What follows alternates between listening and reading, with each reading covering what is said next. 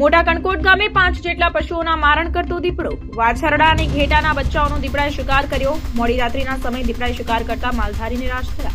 દીપડાના દહેશતની one વિભાગને જાણ કરાઈ। વન વિભાગને જાણ કરતા વન વિભાગ ઘટના સ્થળે પહોંચ્યું। આ સાથે જ પાંજરો મૂકી અને દીપડાને પકડવાની માંગ કરાઈ છે, જ્યારે વન વિભાગના અધિકારી દ્વારા પાંજરો મૂકવાની ખાતરી અપાઈ। શું ઘટના ઘટી જરા જણાવો ને।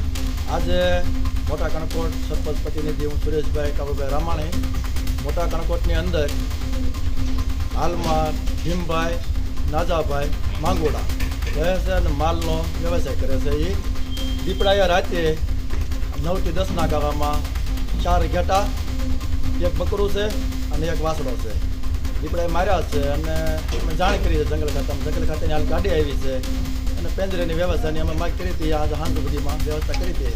મોટાભાઈ શું ઘટના ઘટી જણાવો ને।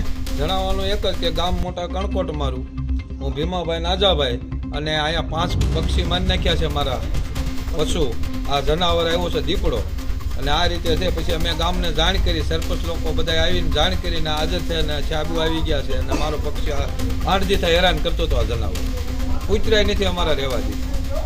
તો તમારી શું માંગ છે હવે? હું માંગ એક જ છે સાહેબ, આને પકડાવો અને પાંજરું મેકી અને લેવો। અમે અમારા સરપંચ એવું કહેવા માંગીએ।